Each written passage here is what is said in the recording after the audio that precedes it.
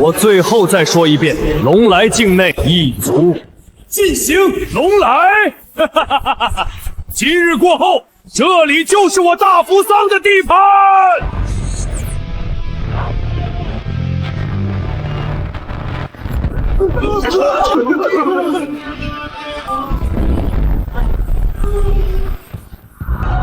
建军，多亏你了！此战过后，可保我龙来疆域30年无忧。职责所在，分内之事。只是国主，我申请退役之事。建军，你可是我龙来唯一的5星战将，你真打算退役？罢了，你离家已有10年，思乡情结，是该回去看看。建军，鉴于你这些年的赫赫战功，国家商议决定授予你龙文证书。相比普通退伍证，手持此证可视作我亲临，可调动一切资源。此等殊荣，全国仅此一例。那多谢国主了。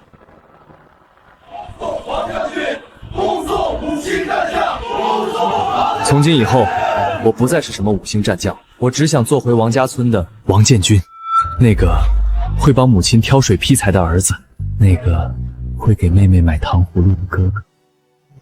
从容10年，想必母亲和小雅也很想我吧。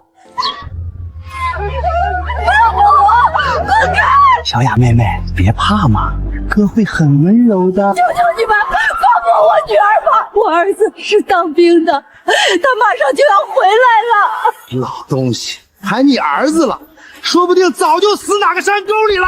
更何况他保家卫国，连自己亲妈和妹子都保不住，他不是废物是什么？哥，你在哪儿呢？怎么还没回来？王大虎，王二狗，为国尽忠，九死一生，你们竟敢辱我家人！你他妈谁呀？搁这儿多管闲事儿！爸，你喝醉了，这就是你口中的那个废物啊！放开我，哥！找死！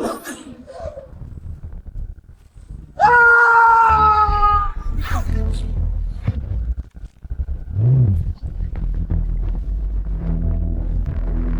儿子，小杂种，你敢动我儿子，我他妈弄死你！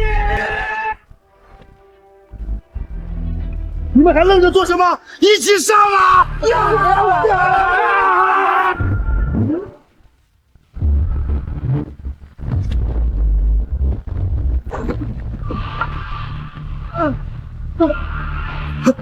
不要！我哥可是王家村的村长，你要敢动我，他不会放过你的。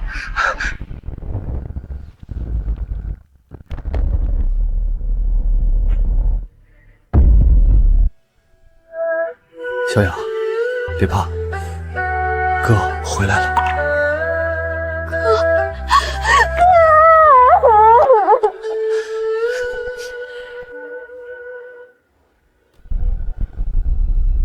妈，儿子不孝，让你受委屈了。但儿子现在回来了，儿子向你保证，以后绝对没有人再敢欺负你们。傻儿子，快起来！说这些做什么？妈只希望你和小雅平平安安。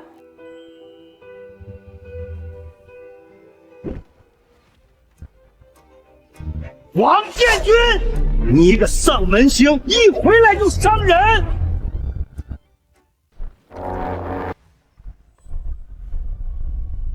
王建军，一回来就下这种黑手，你眼里还有没有王法？还有没有我这个村长？大家都看看，这就是从外面回来的大人物，对自己本家兄弟下这种毒手，简直就是个畜生！是啊，下这么重的手，确实有些太过了。富贵，不是建军的错，是他们要欺负小雅，还打我！你给我闭嘴！你个老东西！你儿子不分青红皂白，打断了人的手脚，这你都敢包庇？我看你们娘俩就是一伙的。就是他们先动手的，他们耍流氓，我的衣服。耍流氓？谁看见了？我看是你自己穿的不三不四，勾引人吧。怎么啊？说完了？王建军，你想干什么？我知道你能打，但是现在时代变了，出来混讲的是背景，讲的是势力了。实话告诉你，镇上安保公司队长刘国才刘队，那可是我好兄弟，我已经给他打电话了，他马上就过来了。今天你逃不掉。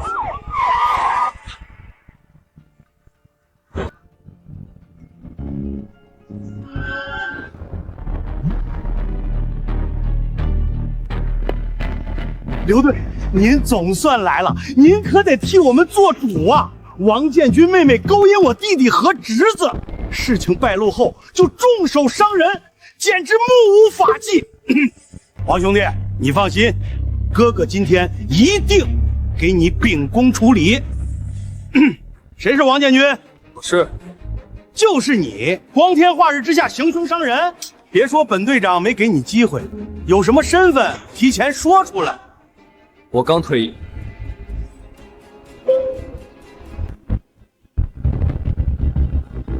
这是军官退役证书。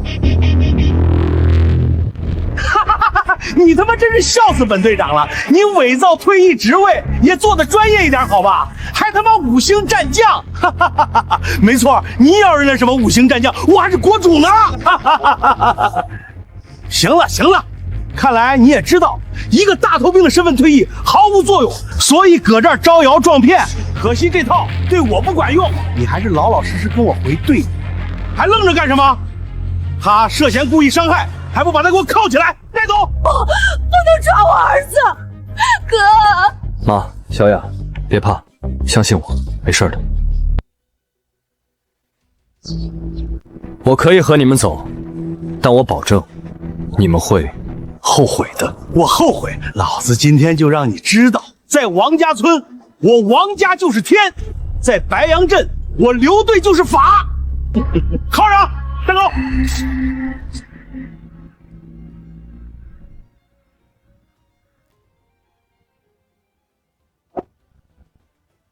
我能打个电话吗？打电话，行啊，让你打。我倒要看看你个穷当兵的能叫来什么大人物给你撑腰。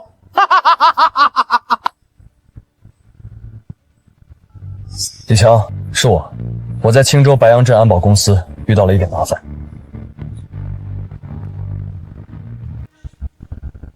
装模作样，接着装。本队长倒要看你究竟还能装到什么时候。都看见了吧，这就是胆敢得罪我王家的下场。刘队已经答应了，会把王建军这个案子办成铁案，让他牢底坐穿。建军这次实在是太莽撞了，只怕是凶多吉少。虽说不是呢，整个白杨镇谁不知道王富贵和刘国才两人好的穿一条裤子，背后甚至还有人。桂兰啊，我看你还是替你家建军向王富贵服个软吧。好男不吃眼前亏，他好不容易回家，难道真要去坐牢吗？都怪我，哥，你千万不要有事啊！国主，不好了！王兰将返乡到家第1天，遇上黑恶欺辱其家人，理论争辩，反被当地安保公司扣押带走。岂有此理！王战将在前线浴血奋战，这群硕鼠宵小却在背后相互勾结，无恶不作。国主息怒，王战将曾经的部下李强、赤莲等人收到消息后，已经第一时间动身赶往了。那就好，我们绝不能让英雄流血又流泪。传我命令，开启1级战备状态，所有航线路线全部为他们让路，同时允许他们在权限内调动所有力量，不限制人数，不限制装备。1队、2队全部紧急集合，全员全装，带上你们最硬的家伙。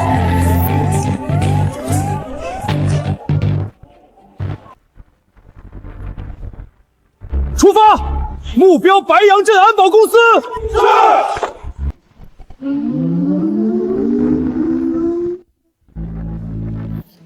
我倒要看看，究竟是谁吃了雄心豹子，居然胆敢抓我们队长！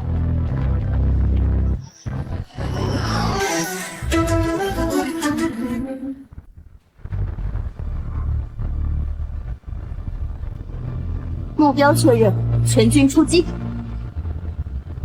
王建军，本队长再给你一次机会，老老实实把口供签了。我还能给你定个激情伤人，判你个3、5年。颠倒黑白，无耻之极。这王家村白杨镇的天，确实应该好好想一想。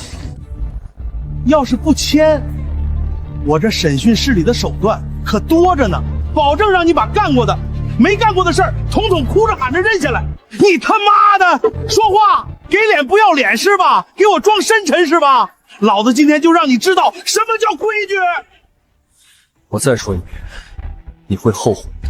这一棍的代价，你也承受不了。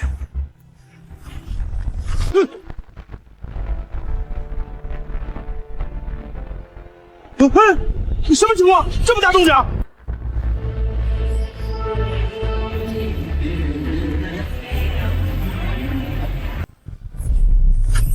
我看谁敢动我们队长！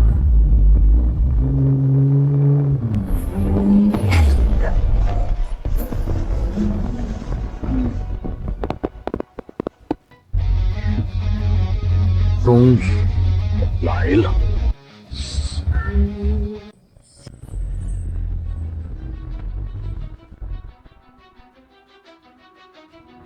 不许动！全都抱头蹲下，放下武器！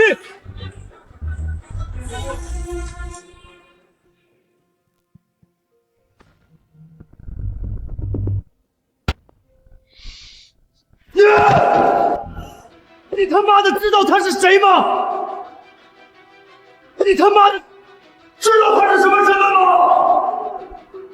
谁给你的狗胆，居然敢抓他！你敢打我？你们又是什么人？查！给我查！你涉嫌包庇黑夜势力、滥用职权、非法拘禁、刑讯逼供等多项罪名，给我把这个叫刘国才的和所有涉案人员全部控制！是。你们不能这样对我！你们这是滥用职权！放开我！你们知道我姐夫是谁吗？我姐夫是县安保公司的张涛，张副总。县安保公司副总是吧？张涛是吧？哼，真是好大的官威！今天我就让你死个明白！将军、队长，我们来晚了。将军，难道你真是5星战将？怎么可能？你穿着再朴素不过的旧衣，怎么真的可能是5星战将？我说过很多遍，你们会后悔，现在可曾相信了？王建军，不，王将军，我错了，我有眼不识泰山，我再也不敢了。你刚不是还自信有你姐夫张涛给你撑腰吗？现在怎么怕？行了，拖下去，依法处置。王建军，王将军，我错了，你大人有大量，就饶我一次吧。队长，您没事吧？国主得知您受辱，家人被欺，已经下达1级指令，授权我们调动所有战部资源，为您彻查此案。没错，国主原话：任何部门、任何人员不得阻拦，确保一查到底，绝不姑息。队长，您想怎么做？我已经退役，按照你们的计划调查即可。而且我母亲和妹妹还在家里，多半在为我担惊受怕。我先回去安抚他们。队长，我送你。那这里就交给我来处理。队长您放心，我一定将这刘国才背后将这什么副总张涛以及青州的蛀虫全部挖出来。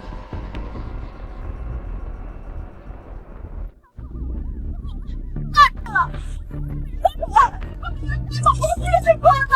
啊！给我判死，敢钻老子的公司，还敢抓国财！我也不知道，我家的让你们招惹我，这个我这儿两个人，这个哥俩是战都来了。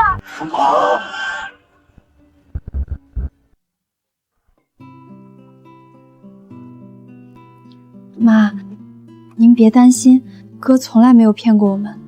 他说会平安回来，就一定会回来的。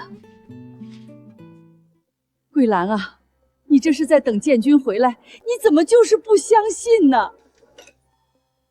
是啊，王富贵在村里只手遮天，横行霸道。建军落了他的面子，他怎么会善罢甘休？就是，胳膊拧不过大腿，你抓紧带小雅去给他们认个错，服个软，建军说不定还能少受一点罪。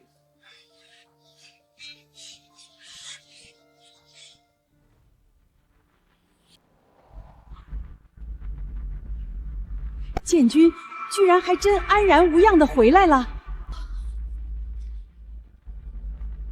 妈，又让您和小雅担心了。回来就好，傻孩子，你平安回来比什么都强。走，快进屋，妈给你做了你最爱吃的鸡蛋面。你们是建军战友吧？快，一起进屋。伯母不必客气，我们就不进屋打扰了。队长，我这就去逮捕王富贵、王大虎一行人，他们仗势欺人，堪称罪大恶极，必须让他们为自己的恶心付出代价。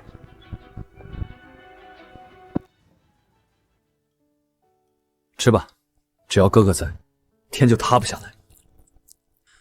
而且，哥哥向你保证，所有欺负过你的恶人，欺凌过乡亲的恶人，哥哥我一个都不会放过。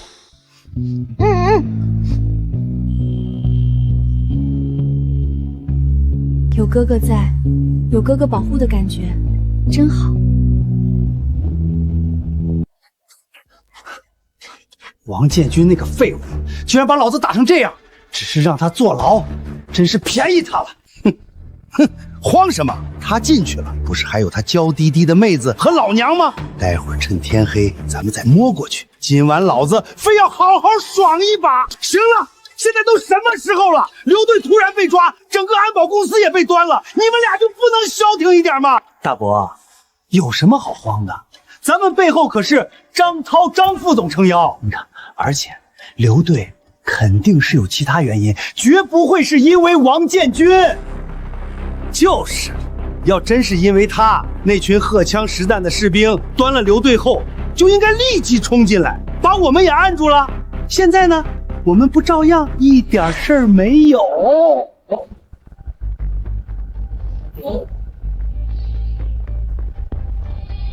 王富贵，你利用村长之便，涉嫌多起职务侵占、贪污受贿，我现正式对你进行逮捕。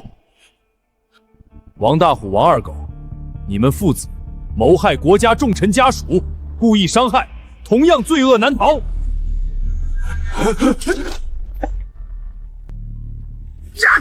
放开我！你们是什么人？就算我们有罪，也不该是你们抓我。没错，你们没权利抓我们。而且你知道我们背后是谁吗？张涛，张副总，他绝对不会放过你的。张涛，呵呵，放心，马上就到他了，有一个算一个，从下到上，你们谁也跑不掉。装甲车、战机，真是笑死我了。要说那叫什么王建军叫来几个战友，老子还勉强相信，现在连战机什么都扯出来，这不明摆头装腔作势，想要吓唬老子吗？简单的身份呢？他再有什么身份，也大不过老子背后的靠山。在白山县地界，乃至整个青州，我们都是无可争议、翻云覆雨的天。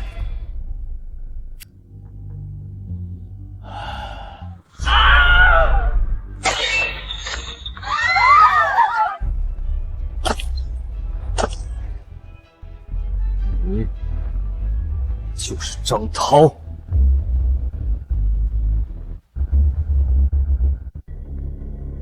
无关人等立刻离场。王建军是吧？老子他妈没去找你，你小子倒先上门送死了。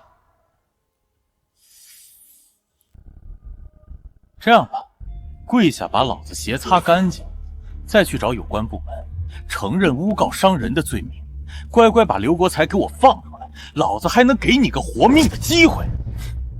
那我也给你个机会，交代你刚口中说的那个所谓靠山，我还能让你少受一点苦。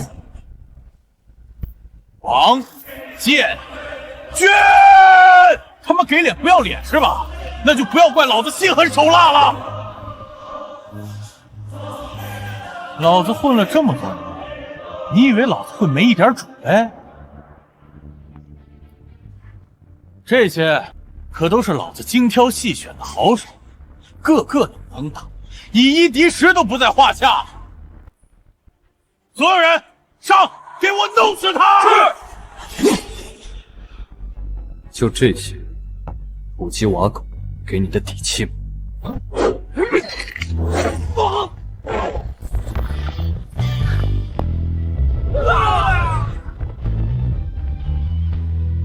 一招，竟然只用了一招，这不可能！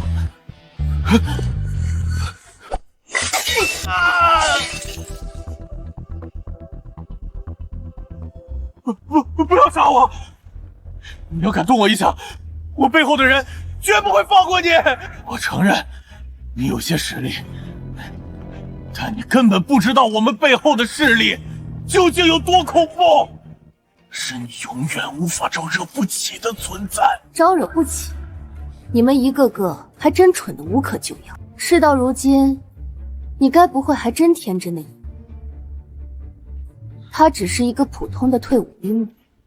他不是一个普通退伍兵，那他是……他不是一个普通退伍兵，那他是……所有人不许动！青州纠治院办案，立刻封锁现场，所有物品、痕迹全部封存。你们也一样。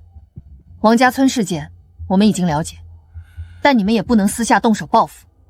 队长，我和李强是奉国主特令前来驰援，属于战时特调。青州各方面可能并不知晓您5星战将的身份，我这就去和他解释。不必了，这位秦组长说的很对。如今我已退役，就理当遵守规矩，按照律法办案。秦队长救我，快点救我！魔鬼，他就是个魔鬼，他想要杀我！张涛，你现在说这些没有意义。我们今天来，只为调查王建军家属受辱一事，以及所牵连出的支撑你和刘国能违法乱纪的背后之人。现在你有2个选择：第一，你一个人扛下所有罪责，身陷牢狱；第二，交代问题，检举你背后的人，还能争取宽大处理。我说，我交代，只要你别把我交给他们就行。保持距离。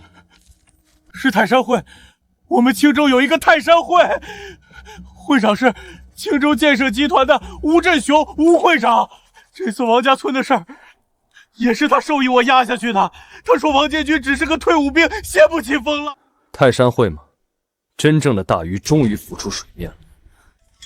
那么下一个清算的目标，就是你们了。吴振雄泰山会，果然是他。把他带回去，连夜审讯，同时收集固定证据，把他吐出来的每一件事都给我定死。王建军同志你好，我是青州检察院组长秦之宇。你好，秦组长。就是这位与其家人受辱，从而引得战部震怒，甚至惊得省州连夜成立调查组。看上去好像有些平平无奇。王建军同志，关于你家人的遭遇，我向你和你的家人表示歉意。我们一定会依法严惩所有犯罪分子。不过，我也要直言，你以非正常渠道动用战部力量介入地方调查，这种行为极为不妥，也不符合规矩，开了一个很不好的先例。放肆！你知道站在你面前的这位是什么身份吗？你有什么资格随意评判、指责他的行为？赤莲，秦组长，我也有2点要说。第一，我没有向任何人施压，只是打了一个电话，陈述家人受辱的事实。第二，我不仅是想为我家人讨一个公道，更是为千万青州百姓讨一个公道。王富贵、刘国才之流作威作福，连我的母亲、妹妹都敢欺负。要是换成无权无势的普通人，你觉得他们就会收敛吗？不，他们只会变本加厉。所以，我既然有能力，也就有能力为他们发声，为他们挣一个公道。总而言之，张涛已经交代，他们背后乃是横亘青州政商各界的庞然大物泰山会。你能做的也就到此为止，后续交给我们就好。你最近也多加小心，从张涛做派看，你就该知道泰山会的行事风格。秦组长，你这么说，是早就了解过这个所谓的泰山会？青州这几年所有的土地拍卖、工程项目，背后基本都有泰山会和吴振雄的身影。像刘国才这些安保公司，只是他们敛财看门的狗。其实早在你退役出事之前，我们青州方面就已经暗中调查，可就是抓不住他们确凿的证据。这么说来，这泰山会和这什么吴会长，倒还是有些本事。是吴振雄打来的。您好啊，秦组长，我是青州吴振雄啊。听说你们指导工作和我们泰山会产生了些误会。吴会长，我们办案讲究证据，不会冤枉一个好人，也不会放过一个坏人，不存在什么误会一说。秦组长，何必这么见外？这样，中午我做东，咱们边吃边聊，也好把情况给你把事情说清楚。吴会长，吃饭就不必了，既不符合规矩，也没有必要。好得很。在青州这1亩3分地，还从来没有人敢不给我吴振雄面子。老九，提醒一下张涛他们，把嘴巴闭严实点儿，也告诉会里兄弟们，只要有我吴振雄在，青州的天就擦不了。去吧，为我们铁面无私的秦组长好好送上一份大礼。等他处处碰壁，查无可罚，他就会愿意坐下来好好谈一谈。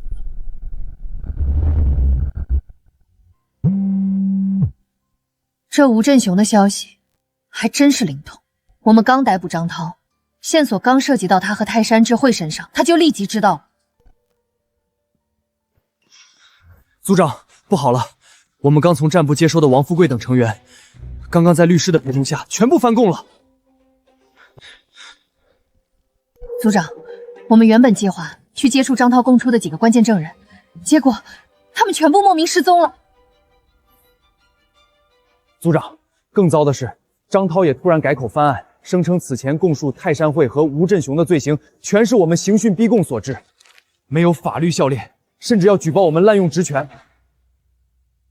这就是泰山会的反击，没想到来得这么快。吴振雄这就是在给我们立下马威，逼着我们去赴他的约。秦组长，若是有什么需要，我可以出手帮忙。队长，咱们何必插手？我们的秦大组长刚才可是夸下海口，后续全部交给他，我们能做的也就到此为止了。赤莲，你想怎么做？你可千万不要乱来。之前的事勉强算是你正当防卫，而现在是在审讯室，案情复杂。放心，我既然答应会堂堂正正地端掉泰山会这颗毒瘤，就一定会做到。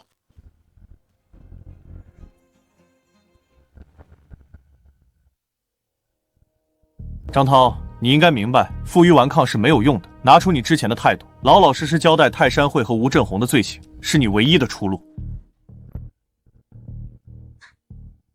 两位领导，我还是那句话，我只是个小人物，哪认识吴会长这种级别大人物？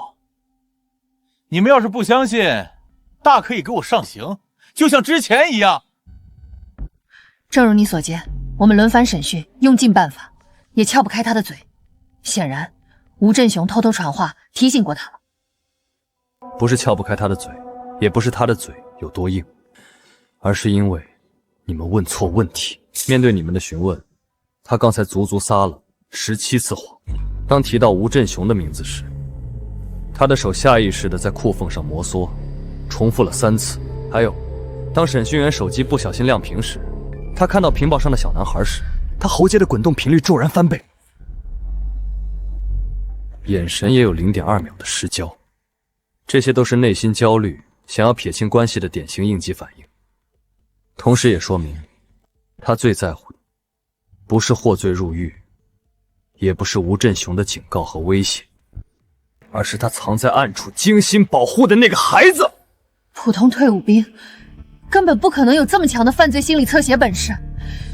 你究竟是什么身份？我承认，你刚才分析的每一个微动作，每一处心理反应，全都在张涛身上得到了印证。但是有一个问题，经过我们前期调查，张涛的确有过2段婚姻，但膝下并无一个子嗣。所以我说，是他藏在暗处的孩子。秦组长，既然你还不相信我，那我们打个赌如何？你待会儿进去，按照我刚才所说审讯张涛，要是还撬不开他的嘴，以后这起案子的调查我绝不插手，全部听你安排。好，我跟你赌，而且要是你赢了，在不违反原则的情况下，我可以答应你任何一个请求。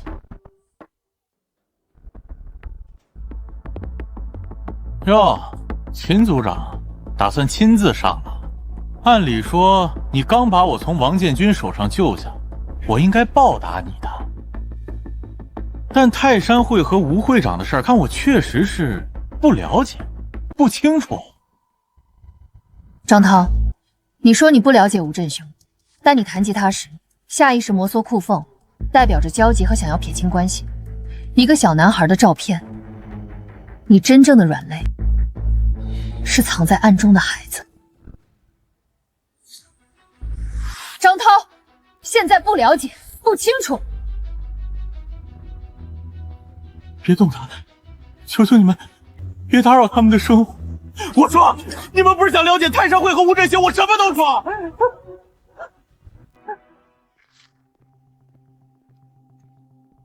太好了，现在有了张涛的口供，哪怕没有物证，也完全足够对吴振雄以及泰山会进行监听和逮捕了。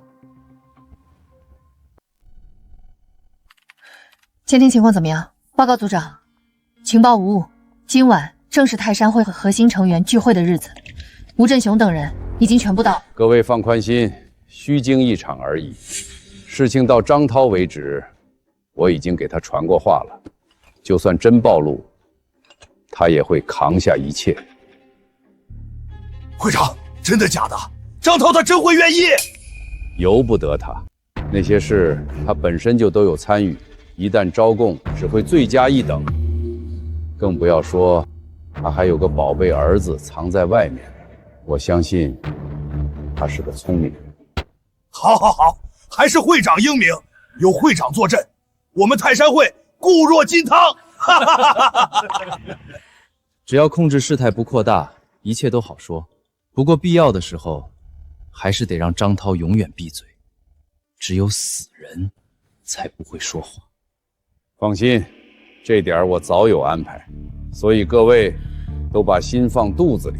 等到明天天亮，青州依旧是我们的天下。干杯！干杯！会长英明！草菅人命，抗拒调查，无法无天，简直是无法无天！这样不也挺好？在他们自以为能逃过一劫的时候，在他们陷入最疯狂美梦的时候，让他们从天堂坠入无尽的深渊。没错，现在布局已成，人赃俱获，事该收网了。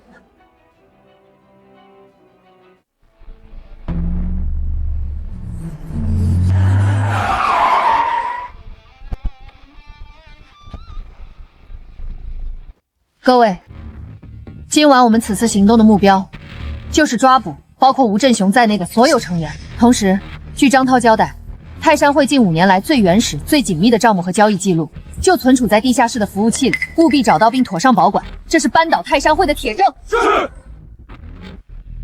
会长，张涛那边你有安排？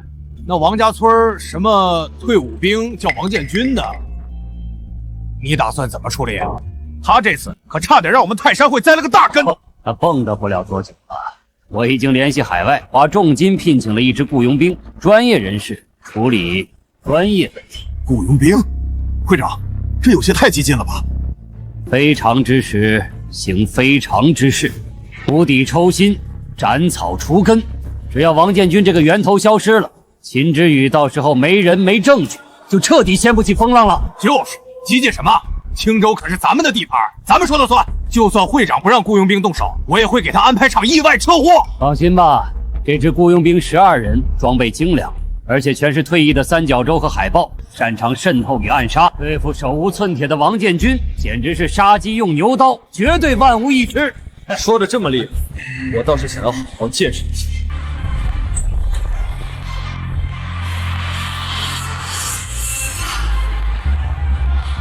吴振雄以及泰山会的各位，这里其中一份是张涛的口供笔录，完整记录了你们垄断工程、挨压百姓等罪行；另这份是你们的逮捕令，还请你们配合跟我回组里，好好接受调查。在我们泰山会的地盘，还想让我们束手就擒，做你娘的美梦！那就比比，究竟是谁的子弹更快！组长，小心！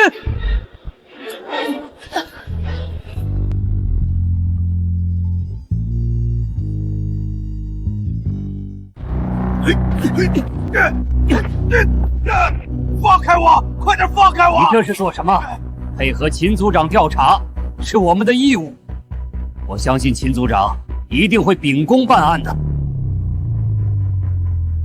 秦组长，还请见谅，我是兄弟莽撞。吴振雄，你少在这欲盖弥彰，你还是老实交代，你雇佣的那些雇佣兵现在在哪？雇凶杀人，这可是重罪。秦组长，我就是和刚才这位兄弟一样，开个玩笑而已，你怎么还当真了呢？不过我确实得提醒这位王兄弟和你的家人一句，最近小心些，真让人沉塘或者剁碎了，那可就不好了。你是在威胁我？王兄弟，你怎么也误会了？我都说了，是提醒你。组长，地下室的服务器和硬盘全部被破坏了。把这些物证以及他们全部带回去调查。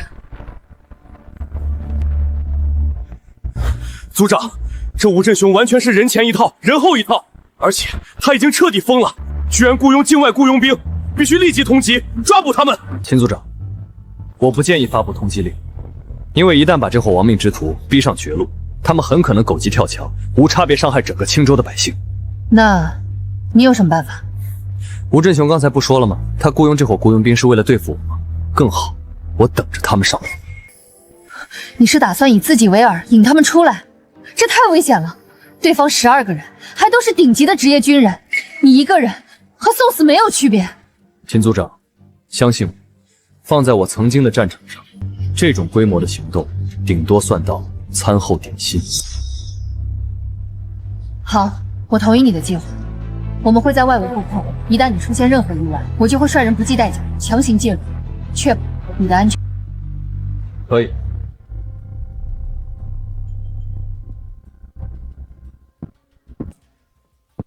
你就是秃鹰，老板被抓了，不过行动继续，钱也不会少你们的，不惜一切代价也要除掉王建军。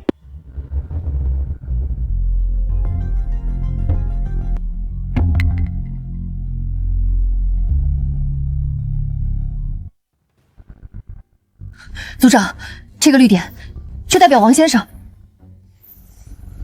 组长，王先生的计划成功了，他们果然来了。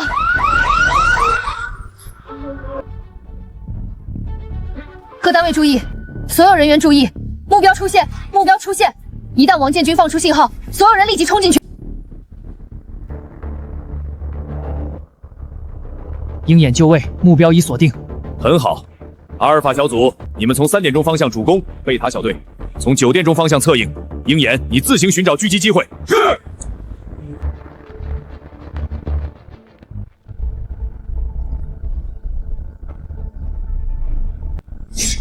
120米外，3人呈品字形，正在靠近一堵半塌的围墙。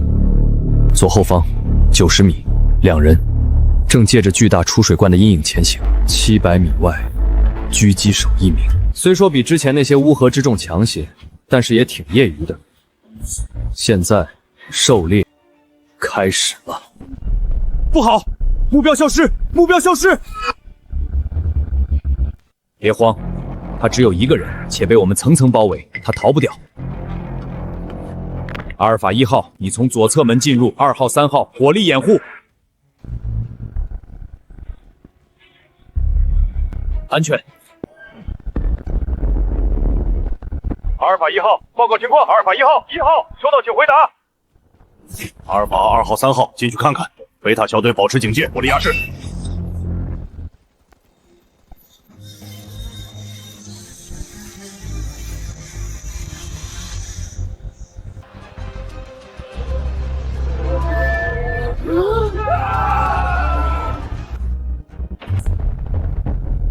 发生什么事了？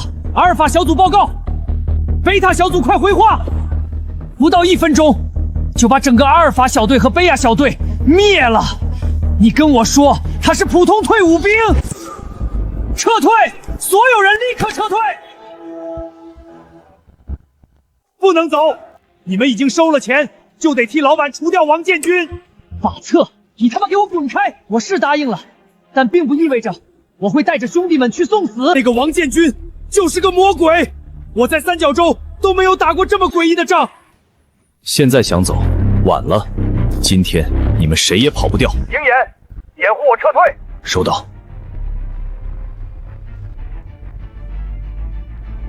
终于找到你了，给我去死吧！你再厉害，还能挡住子弹不成？这。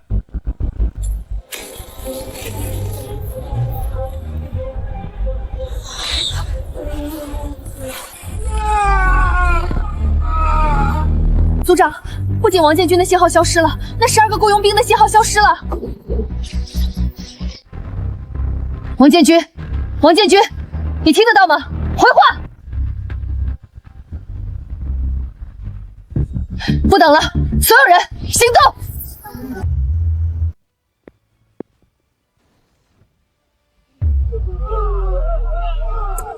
！12个顶级的职业雇佣兵，现在却好像死鱼般被堆成了山。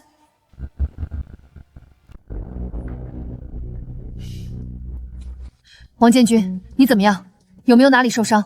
没事，我都说了，收拾他们几个，简直和吃饭喝水般简单。既然你没事，为什么刚才我叫你不回话？你都不知道我刚有多担心。耳麦，应该是刚才打斗时不小心掉了。拿下，立即带回去审讯，必须要坐实吴振雄买凶杀人的事实。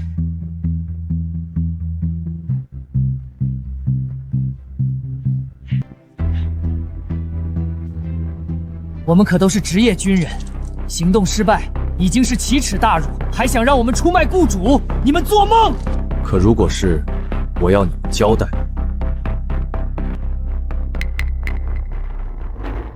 OK， 我有我的职业素养，但同样尊重强者，我愿意听你的。没错，我们收了1000万美金，目的就是除掉你。我的手机里有沟通记录以及定金的转账记录。组长太好了，有了他们的证词证据，就能够彻底给吴振雄和泰山界他们定罪了。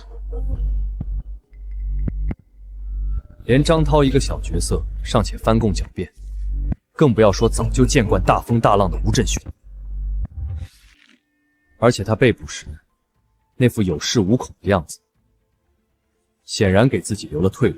就像他雇佣兵，乃是利用他手下阿九之手。没有确凿证据，证明是他。没错，接下来怎么给吴振雄定罪，怎么把泰山会办扎实，这才是真正的难题。行了，时间不早了，我得先回去。有什么需要，随时给我打电话。心理测下大师，身手高超，你究竟还藏着多少秘密？你究竟还藏着什么身份？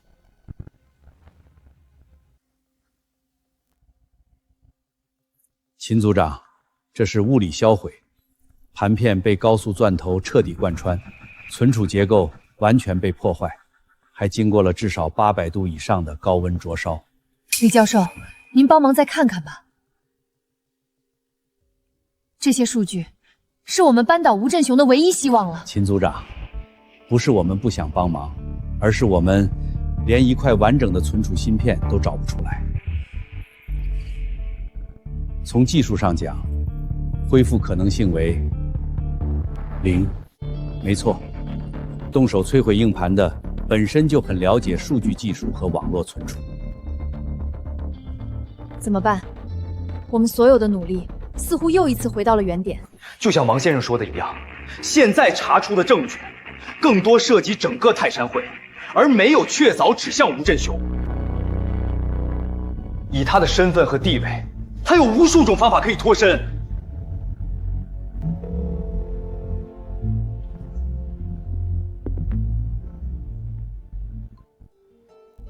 我马上过来，我有办法修复。没用的，在场所有的技术专家都说了，恢复的可能性是0，数据已被彻底销毁。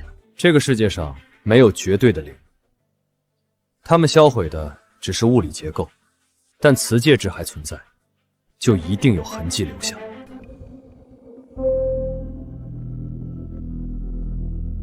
组长，你说王先生真能修复吗？要知道现场这么多专家，束手无措。我的理智告诉我，这是天方夜谭。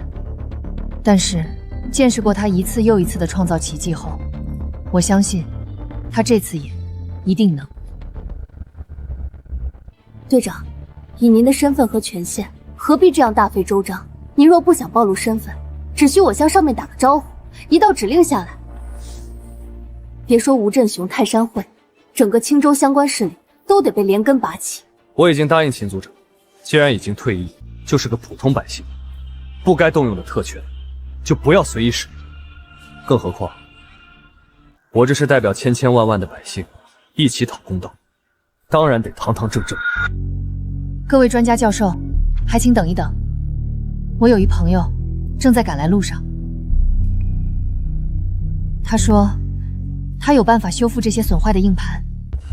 秦组长，我们理解你想破案的心情，但我们这些人都是数据修复领域的专家，像这种物理销毁的硬盘，根本没有修复的可能。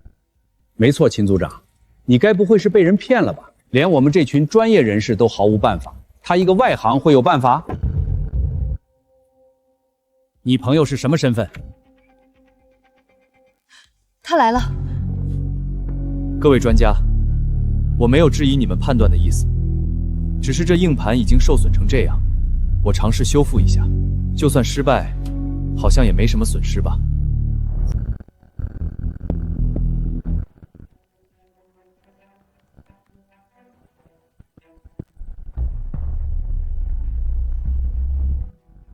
幸不辱命。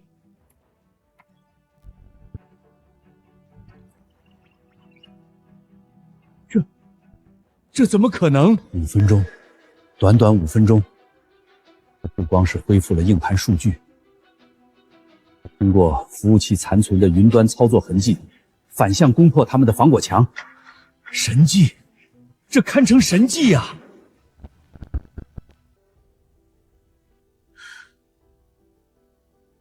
铁证，这是一份铁证，现在人证物证已经完全闭环，足以完全钉死吴振雄和泰山会。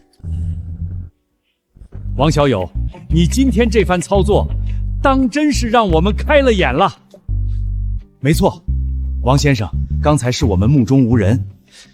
对了，不知道你有没有收徒的打算？你们想干什么？王先生就算真要收徒，都是收我。论资历，论技术，论天赋，我都是你们当中最强的。滚开吧你！你都一大把年纪了，也好意思和我们争？各位专家，其他的事儿我们先不提，咱们先忙案子。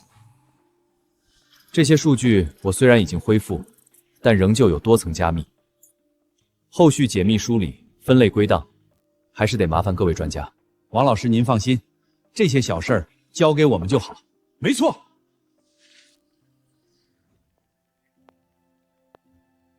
王建军同志，谢谢。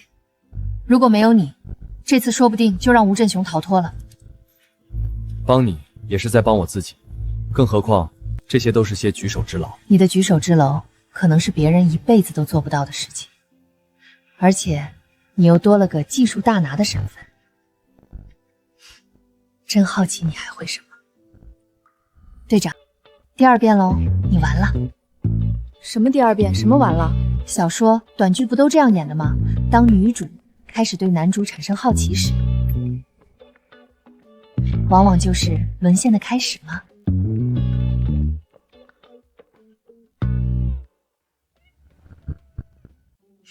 好啊，都敢开组长玩笑了。看来是我最近太惯着你们了。行了，还是抓紧梳理证据，然后突击审讯所有泰山会成员吧，趁热打铁，一举拿下他们所有口供。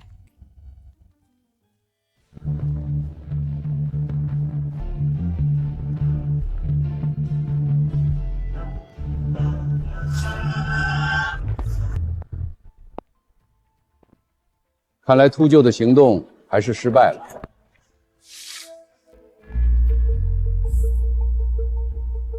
这份是你手下老九交代，你命令他雇佣秃鹰雇佣兵小队谋害王建军的证据。这份是你硬盘里的关于泰山会非法土地交易建设的证据。这份是你泰山会核心成员认罪伏法的口供。秦组长，说完了，我认罪，我伏法，但我不是会长，我只是泰山会的大管家。真正的会长，你们永远也找不到。这场游戏，你们赢了开头，却赢不了结局。怎么了？吴振雄还是不肯认罪吗？不是，他对于指控供认不讳，只是他说他只是泰山会的大管家，真正的会长另有其人。无妨，隐藏在身的幕后黑手和木偶之间也总有根线牵着，只要现在，迟早会自己露出来的。秦组长，王老师，我们对硬盘数据又进行了一遍梳理，在最底层的数据碎片里，发现了一个名叫“长心行动善后计划”的文档框，被反复覆盖删除。长庚行动，没想到一直从容淡定的他，也有如此失态的时候。长庚行动，你知道这个长庚行动，他对你很重要。你放心，你之前帮了我这么多，这次我一定帮你调查清楚。他既然出现在泰山会数据里，吴振兄就一定知道些什么，我再去审审他。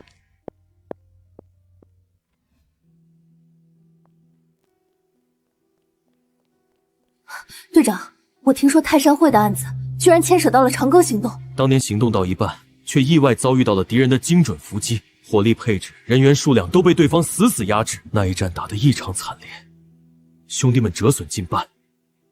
原本以为那只是意外，如今看来，这场惨烈的背后，藏着不为人知的真相。山猫、二牛、医生，那一战，我去晚了，没救下你们。你们放心，我一定把事情调查清楚。秦组长，我劝你到此为止，所有的罪行我都认了，你也能向上面交差了，没必要再深究。吴振雄，没什么到此为止，我们只一查到底。你还是老实交代泰山会真正的会长，以及你那批数据里的长庚行动善后又是什么情况？那什么长颈行动我不知道，不过你要真想知道我们会长身份，我倒是能告诉你。其实就算你知道了，意义也不大了。他为人谨慎，这会儿说不定已经出国了。是谁？有什么意义？我们自会判断。江南4大家族之一的宋家，家主宋华年。你们说，张涛是我养的狗，而我则是他养的狗。这个所谓泰山会，从一开始就是为帮宋华年控制青州，以及为他的儿子提供源源不断的资金支持。对了，让王富贵去王建军家捣乱，欺辱他家人，也是宋华年暗中授意。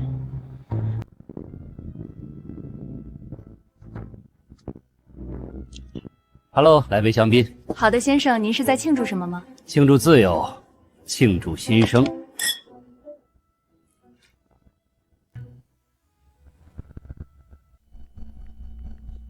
王师傅，破解了！那个常规行动善后计划文档，我们已经初步破解了。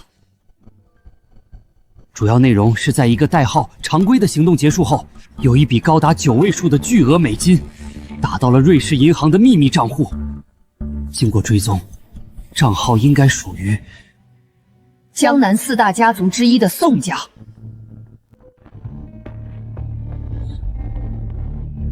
长歌行动没多久，宋家就收到这么一笔巨款，这其中必然有猫腻。查整个宋家。等等，不用去了。宋家身为江南4大家族之一，主要核心是其家主宋华年，以及其独子宋启明。公开资料显示，宋启明长期在海外从事风险投资，掌控着数十家离岸基金，而宋华年也通过伪造护照，抢先一步乘坐飞机出国了。他这是心虚逃跑了。当年长庚行动的惨痛损失，必然与他脱不了干系。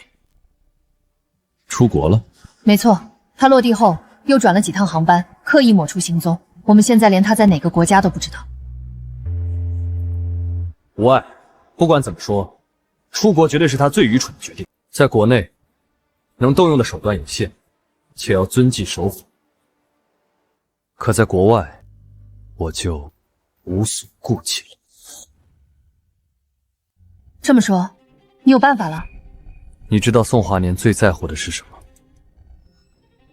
从吴振雄的交代以及这些资金最终流向看，他最重视的不是他经营了一辈子的宋家，也不是他赚取的那些不义之财，而是他那个宝贝独子，那是他所有希望的延续。你的意思是，以宋启明作为突破口？没错，秦组长，宋华年父子都在海外，你们想要调查已经不太方便，接下来就交给我吧。我会亲自找上门，查清当年的真相，为我那些枉死的兄弟们也讨个公道。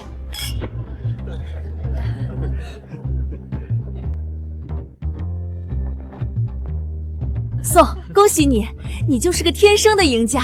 你这月居然又在股市赚了好几个亿。赢家？不，相比而言，我更喜欢另一个称呼——造物主。启明，泰山会和吴振雄的事情暴露了，只是不知道那事暴露没。我已经抢先出国了。你也小心点，特别是那叫王建军的，有些邪性。爸，放心吧，这里是国外，我有钱、有人、有枪，不是束手束脚的国内。他们要真敢追来，我不介意送他们去见一下上帝。巧得很，我的想法和你一样，在这片土地上，我可以不受束缚，对你使一切手段。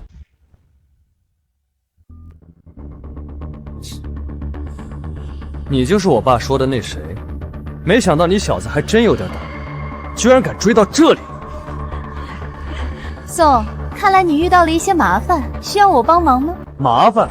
不，以我的100亿身价和我的能量，他连麻烦和蝼蚁都算不上。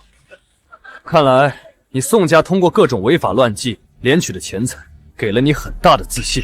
既然这样，我就把你引以为傲的一切，统统碾碎。3分钟，不管用什么方法，金融追击也好，黑料曝光也罢，总之，我要让启明从一个所谓的华尔街精英，变成一个资产清零、被全世界追债的过街老鼠。真是笑死我了，还让我资产清零，信不信还称你过街老鼠？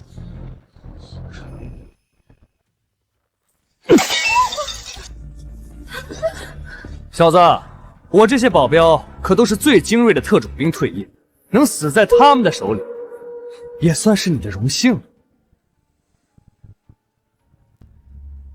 每一个试图对我动手的都没有好下场。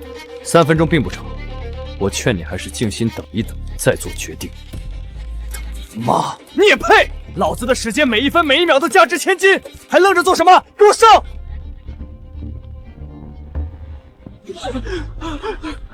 老板，不好了，我们重中持有的那只非洲钴矿股票突然暴跌了80%。这究竟是怎么回事？你给我把话说清楚！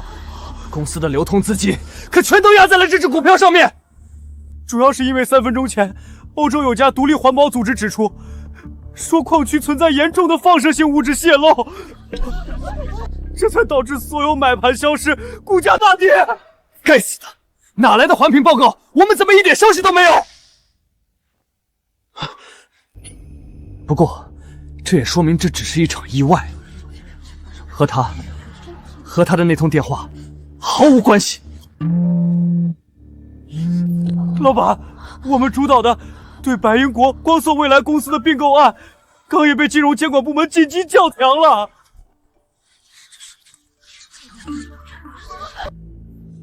宋，不仅如此，你在长青城的硕士毕业论文被人实名举报，涉及大面积抄袭。长青城大学刚刚不声明吊销你的学位证书。宋，接董事会命令，我们花旗银行将会和高盛等马上联名要求你们偿还贷款，若不按期还款，将马上查封你们公司和账户。老板，还有，完了，全完了！我苦心经营了近10年的金融帝国全部没了。现在你还觉得这一切都只是意外吗？现在你还觉得你是所谓的造物主？是你，这一切都是你做的，对不对？是你，对不对？你到底是什么人？为什么会有这么大的能量？我是谁？一个为家人讨公道，一个为兄弟寻真相的普通人罢了。普通人能光靠一个电话，3分钟就毁掉我所有的产业？你骗谁呢？信不信由你。不过接下来该你回答我的问题了。第一个问题，你父亲宋华宁现在在何处？第二个问题，你们宋家和长庚行动以及血蛇组织究竟有什么关系？长庚行动？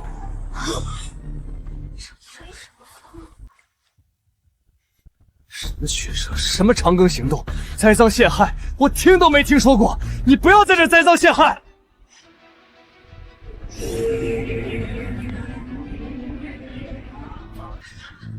你这副心虚的样子，你果然是知道些什么的。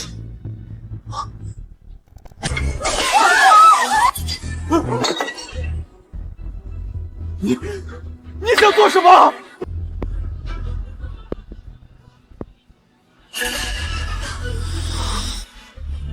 还不快给我上！是快破产了，但我现在还是你们的老板。快上！我要是出事，你们这个月的工资谁给你们发？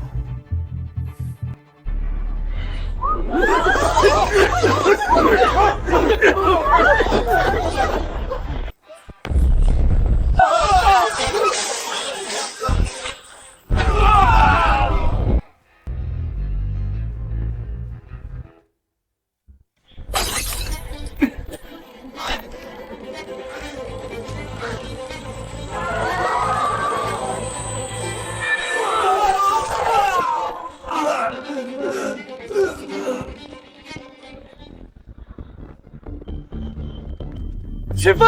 快点给老子起飞！起飞！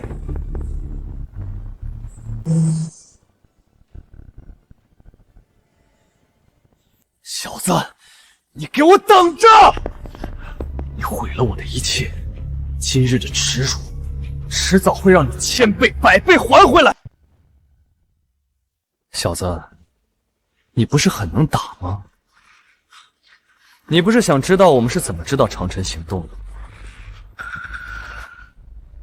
有本事你上来，老子我就告诉你！上来，那你给我等好了。Oh my god！ 我的上帝，我这是看到了什么？快给我拉钩，加速！他追上来了！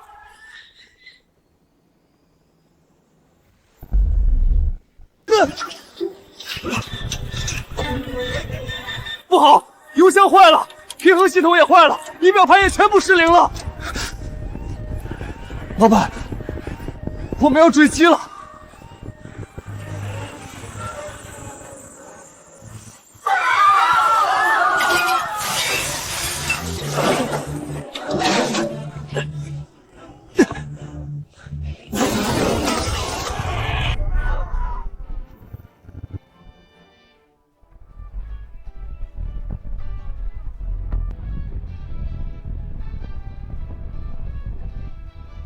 魔鬼，怪物，你不要过来！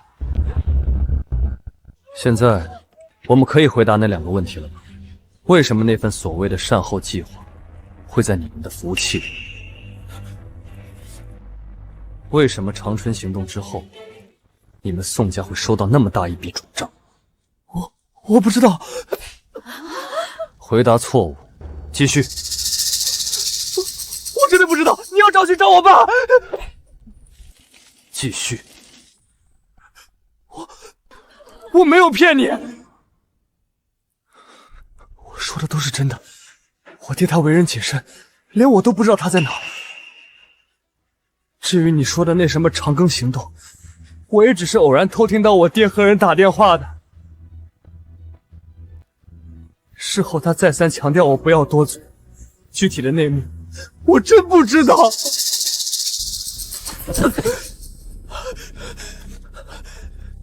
现在给你爸打个电话，让他把话讲清楚。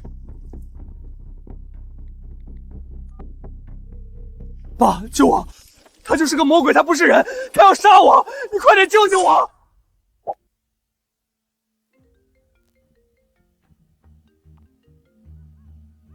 什么？爸，救我！你快点救我！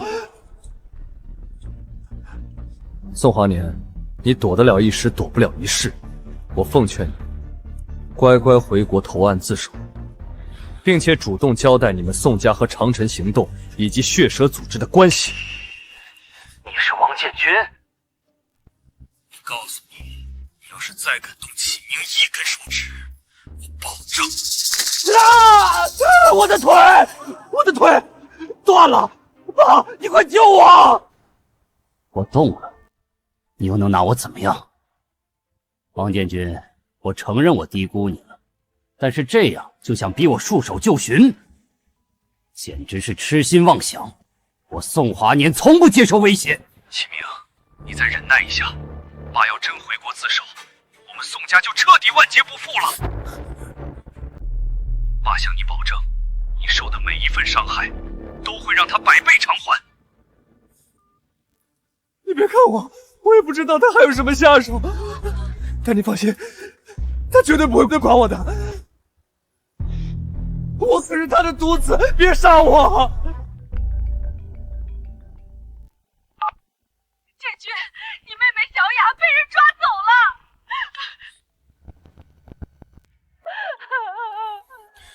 妈，你先别急，我马上回来，咱们有话慢慢说。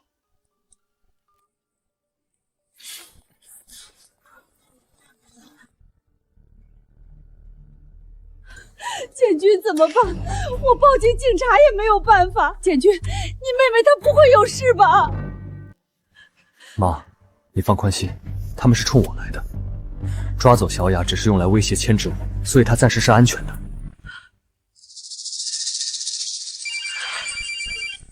王建军，没料到吧？咱们俩都想到一块儿去了。现在你妹妹在我手上，想保她性命，就乖乖把启明给我放了。宋华年，你当我是蠢货吗？现在我们彼此手上都有人质，大家投鼠忌器，谁也别想占便宜。既然如此，那我们就做个了断吧。你不是一直在找我吗？现在告诉你，我在血蛇岛，你妹妹也在。3天后岛上交换人质，现在公平了吧？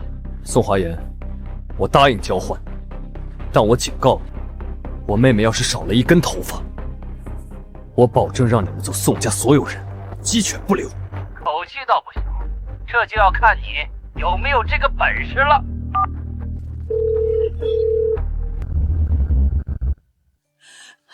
建军，你的手……妈，我没事，你放心，你就在家安心。我一定会把小雅完完整整的给你带回。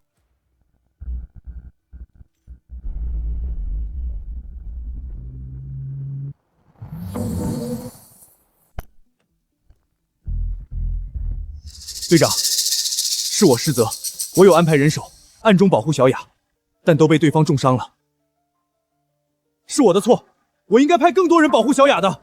不必自责，防得了一时，防不了一世。对方为了对付我，不择手段，就算今天绑架小雅没得手，也会找我其他方面的软肋。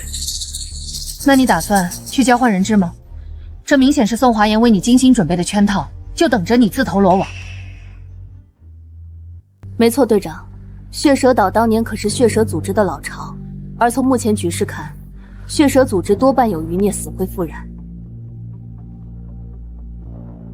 宋家和泰山会很可能就是他们的着人。血蛇组织就是当年那个臭名昭著，号称只要开得起价，连国主帝王都敢刺杀的跨界杀手组织。没错，所谓的长庚行动就是剿灭血蛇组织。原本是场毫无悬念的战斗，可却意外遭到埋伏。等到队长赶到，覆灭血蛇组织，兄弟们已经死伤大半了。血蛇组织居然是被你灭掉的！我原本猜测他在军队任职特种部队长官之类的，可现在看来，他的真实身份只怕远超我的想象。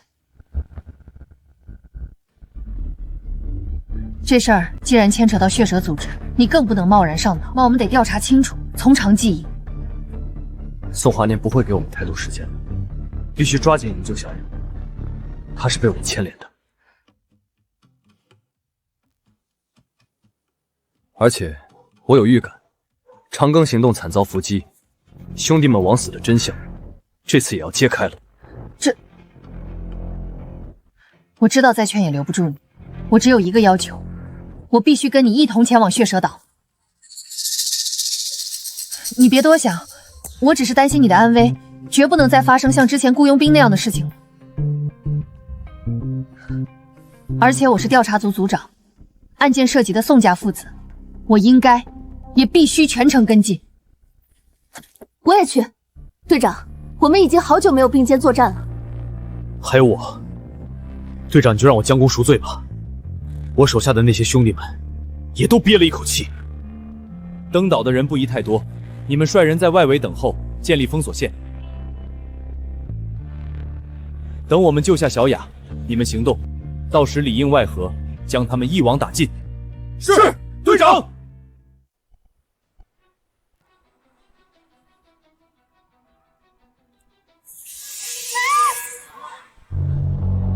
别怕，按时间算，你哥差不多就快到了。等我救下启明，就把你们兄妹一起丢下去，为这些小宝贝儿，到时你就不用再担惊受怕了。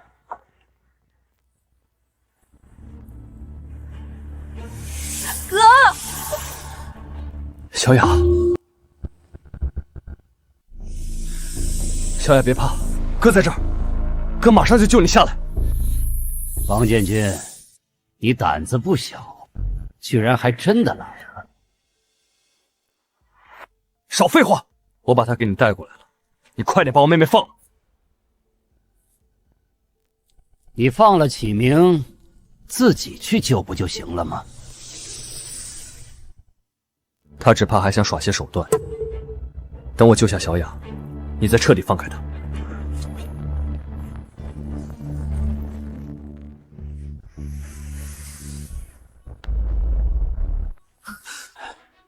多谢楚老救下犬子，楚老果然高风亮节，身手不凡。什么？你是楚老？你认识他？楚老乃是青州唯一的武道宗师，一身古武修为深不可测，据说几乎刀枪不入。不过他平日为人正派，行事磊落，怎么会和宋家父子同流合污呢？小姑娘，你竟然知道我，还不快束手就擒！还有，分明是你们绑架宋少，从而威胁勒索宋家主。我出手帮助宋家，怎么能算同流合污？绑架勒索？楚老，这其中是不是有什么误会？没什么误会，宋家主早就把事情前因后果告诉我了。是你们无耻的绑架宋公子，他被逼无奈之下，才同样绑架了人质，并请我前来主持公道。没错，楚老，这两人简直丧心病狂，穷凶极恶。他不仅绑架了我，还把我的腿生生打断。你一定要替我报仇！你骗人！我哥不是那样的人，你们才是坏人。他刚才还说要把我丢进蛇坑喂蛇，哥，你快跟他们解释清楚。小雅，哥哥今天教你一句话。在绝对的实力面前，再多的辩解与颠倒黑白，都毫无意义。好大的口气！无知小儿，果然和宋家主所说的一样，仗着有些许实力就口出狂言，无法无天。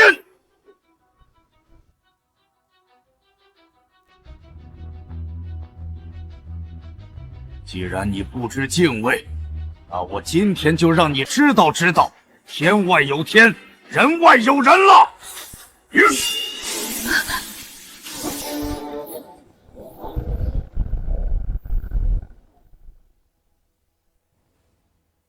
哥，好大的威力！楚老就是这样，赶紧废了他！王建军，你不是挺厉害的吗？你不是挺嚣张的吗？现在怎么只知道躲了？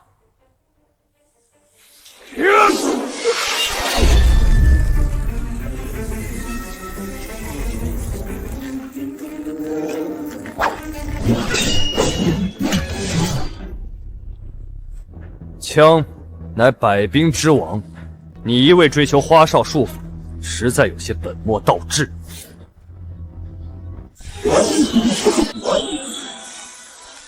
在我看来，世间枪术万变不离其宗，核心不过拦、拿、扎、格、击、洗。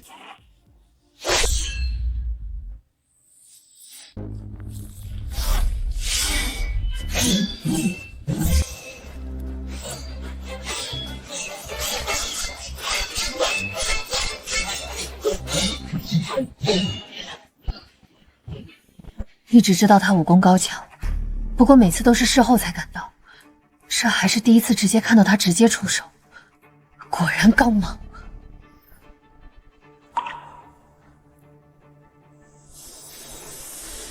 刺！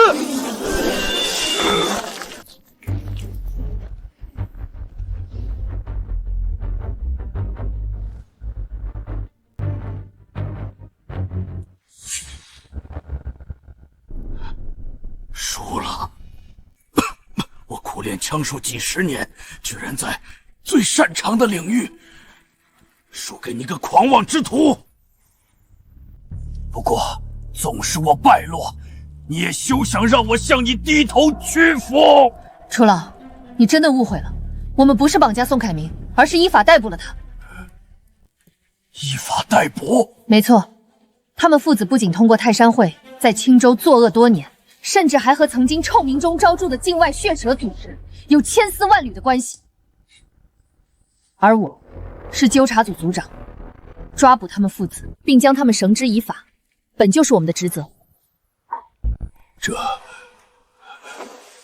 宋家主，他们说的是真的吗？真的又怎么样？亏你还自诩什么武道宗师，连个普通退伍兵都对付不了，简直是浪得虚名！说完了。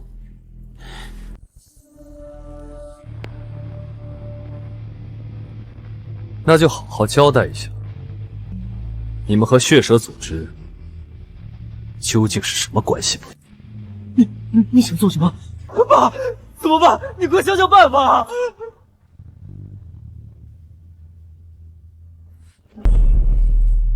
别动，都别动！这四周我埋满了烈性炸药，只要我按下去，你们现场所有人都得给我陪葬。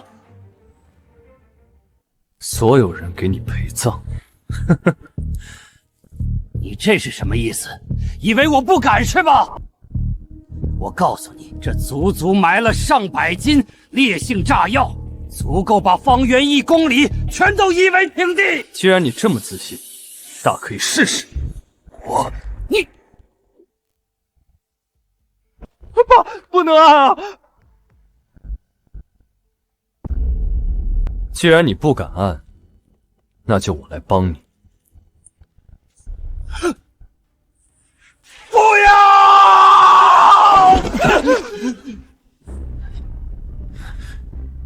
啊，怎么回事？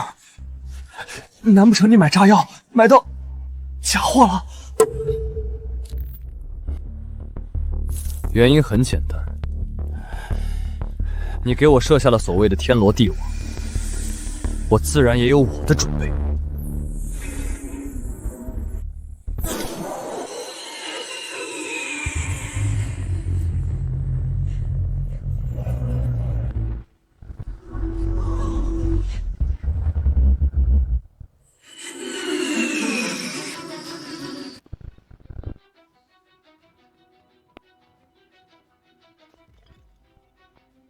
队长，全岛所有炸弹已经全部拆除了。我们对整个血蛇岛也完成了全域搜查，除了蛇有点多外，并没有其他异常，也没有发现血蛇组织余孽的踪迹。你究竟是什么身份？居然能调动这么多的战机和人马？这不该是你问的。你现在已经老实回答我之前的问题了，这是你最后的机会。我说，我不是血蛇组织的余孽，我只不过是个听命行事的小人物。没错，我们错了。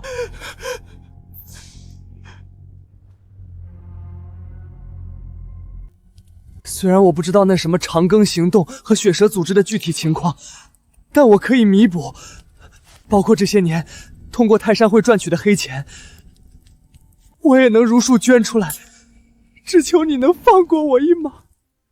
现在知道错了，可我最讨厌的就是事后道歉。还有，你觉得人命也是用钱能买的吗？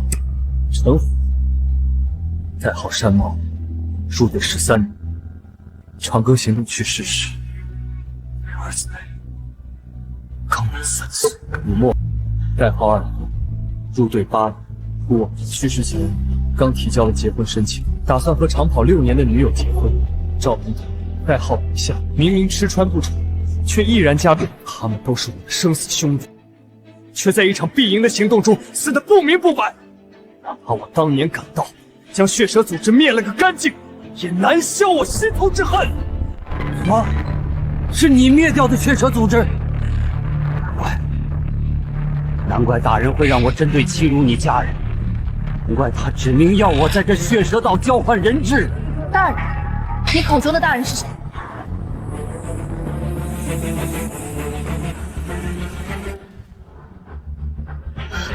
不好，这烟雾有毒！好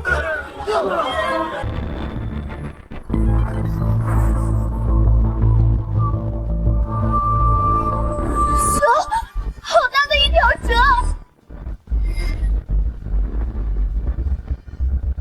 王建军，螳螂捕蝉，黄雀在后。你以为自己赢了，殊不知聪明反被聪明误。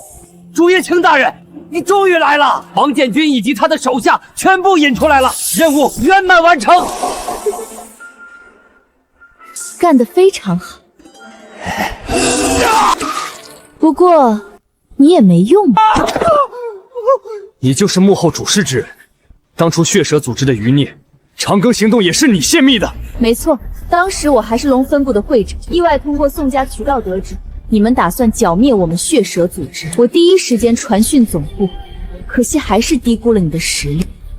我的父亲、兄长全都惨死在你的手里，至亲之仇不共戴天。为了钱财，你们组织动辄灭人绝户，连襁褓中的婴儿都不放过。我们剿灭你，乃是替天行道。好一个替天行道！那我今天要是弄死你们，按照你们龙来的老话，是不是就是以眼还眼，以牙还牙？那就要看你有没有这个本事了。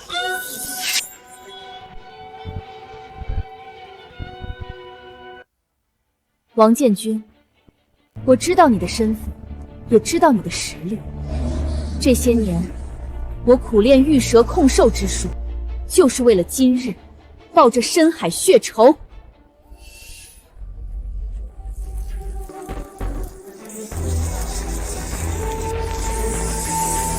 凭这些毒蛇长虫就想要报仇？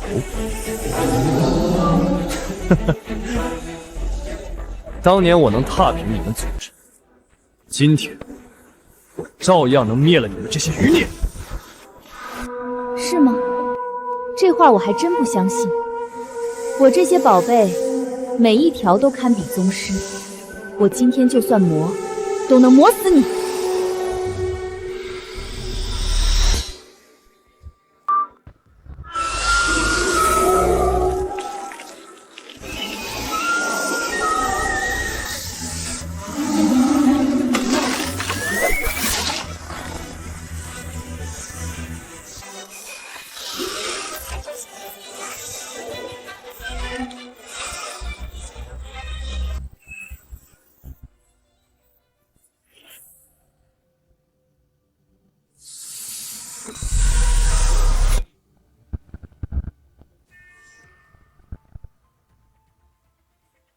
秦组长，我之前是被宋华年花言巧语蒙骗，一时糊涂，这才助纣为虐。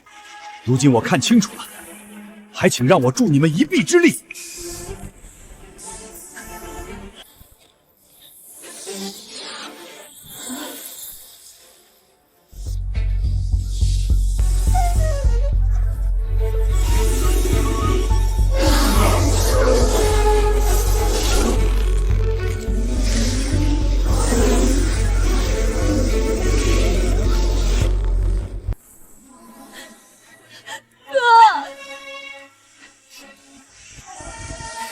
王建军，乖乖上路吧，你不会寂寞的。等你死后，我会把你重视的家人全部送下去陪你，把你拼死保护的国家也一点点的摧毁。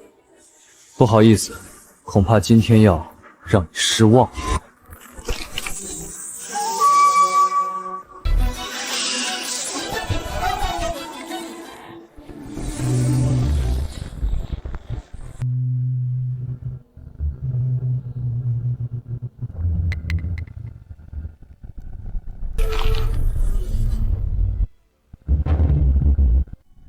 哥，你没事，真是太好了！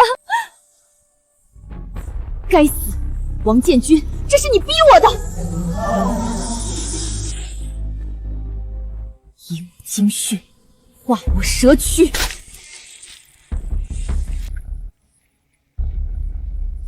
小黑，该你了。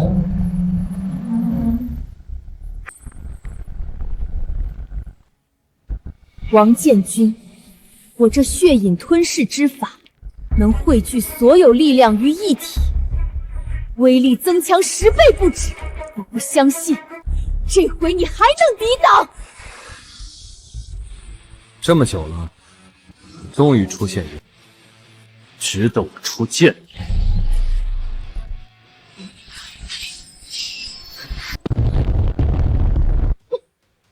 么可能会这么强？没什么不可能。自退役后，因为不是战场杀敌，我一般只用1-2成实力。而刚才这一剑，你成功让我用了4成。4成？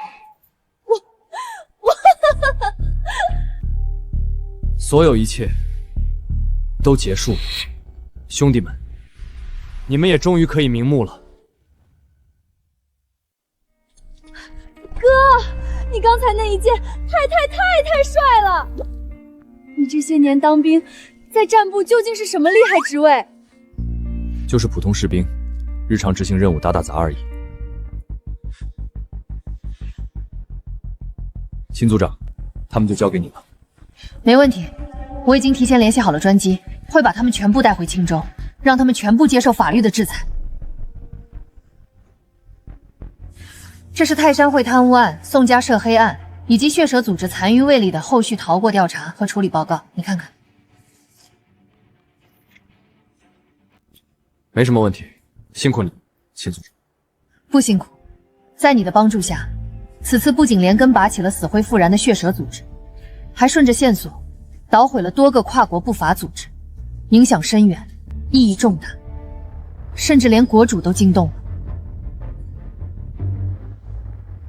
我代表调查组和青州方面，由衷感谢你为本案做出的贡献。秦组长，不必如此客气，所有宗训都是大家共同努力的结果。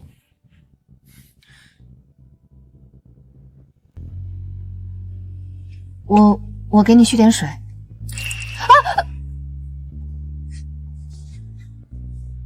这是战部特供药膏，对各种伤痛都有奇效。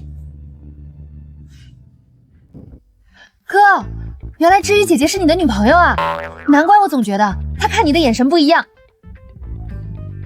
女朋友？小雅这么误会了，那她是什么想法呢？小雅胡说什么呢？对了，竹叶青，还有楚老的处置结果确定了吗？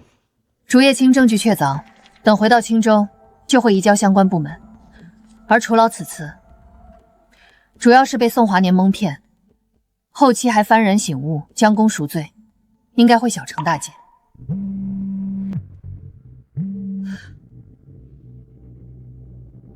芝芝，你是不是半个小时后航班落地？妈，你怎么突然问这个？妈，你该不会又想给我安排相亲？芝芝，这次和以前那些不一样，我给你物色的这个家世清白，品行端正，你绝对会满意的。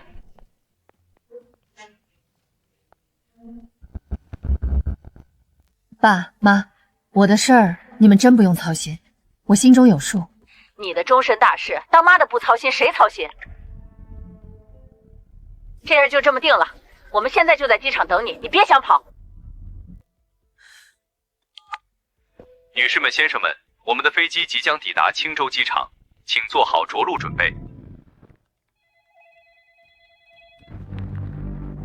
是，领导您放心，我这就安排。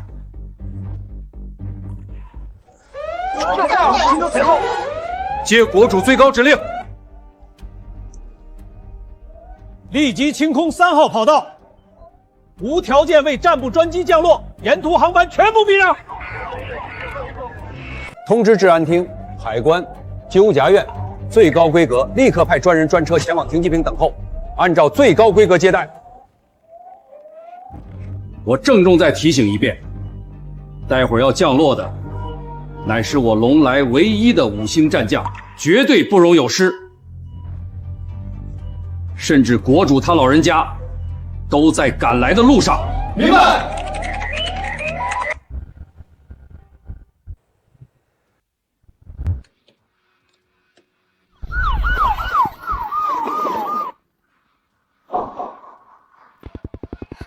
队长，这事和我没有关系，我没有泄露你的身份。可能是巧合，机场未必就是在为我们戒严。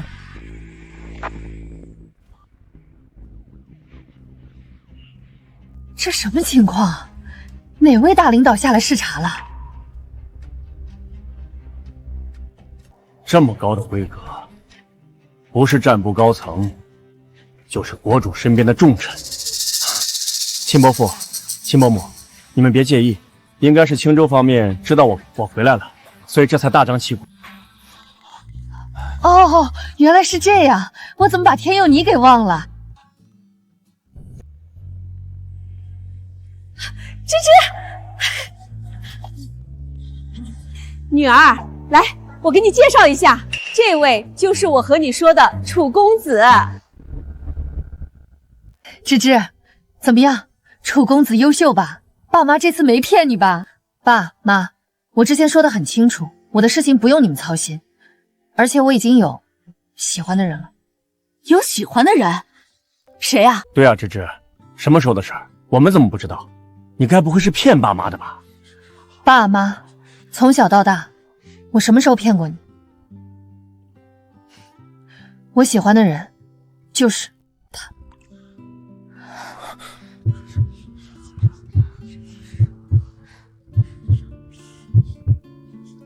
小伙子，你这真是帮了我们一个大忙。没错，我家知玉每天冷冰冰的，我都差点怀疑她不喜欢男人，快把我愁坏了。现在我们也能松口气。秦伯父、秦伯母，你们怎么能这样？这个王建军，我最近有所耳闻，不过是个普通退伍兵，最近还频频惹事，把青州搅得乌烟瘴气。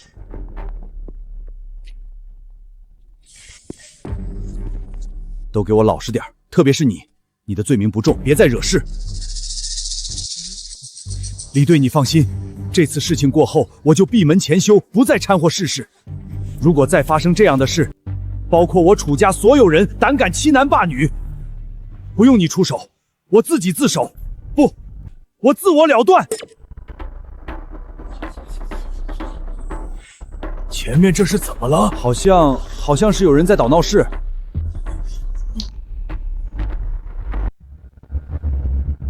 而且他连自己的家人都保护不住，屡次三番遭受欺辱，甚至还被绑架。秦伯父、秦伯母，你说这样一个本事平平、身份低微的人，配得上知羽吗？又有什么能力保护知羽？芝芝，楚公子说的都是真的，还有这些事儿。爸妈，你别听他胡说，他根本不了解前因后果。而且建军要是还叫没本事，这世界上就没人有本事了。那你说他有什么本事？我楚天又不是胡搅蛮缠的人，只是你们一家人的行为未免太过羞辱人了。那个楚公子，对不住，这事儿怪我，是我们没有提前了解清楚。秦伯母，你不用说了，我现在只想看看他究竟有什么本事，能让你们一家人都这么捧着他。兄弟，怎么样？我们俩比划一下。比划什么比划？臭小子，我看你皮又痒了，简直是胆大包天！爸，你怎么在这儿？老子要是今天不在这儿，又让你小子闯下弥天大祸，甚至连累我整个楚家吗？弥天大祸，连累楚家？爸，你就放心吧，我心里有数，这大庭广众之下不会下死手的，我只是想教训一下他。你个臭小子，以为我拦着你是怕你打伤他？我分明是怕……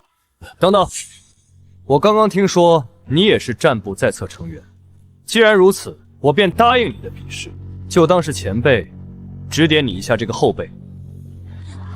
好大的口气！来来来，我倒要看看你究竟有什么本事！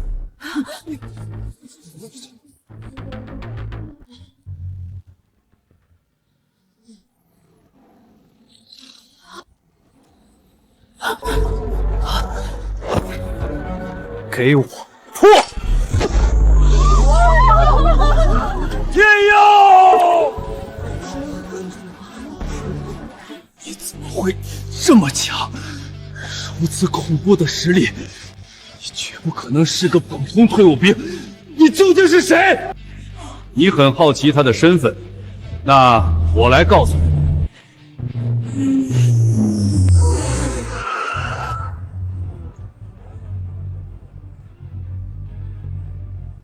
他是我龙来唯一的5星战将，是我龙来当之无愧的复国战神。拜见5星战将！拜见5星战将！拜见5星战将！拜见5星战将！参见5星战将！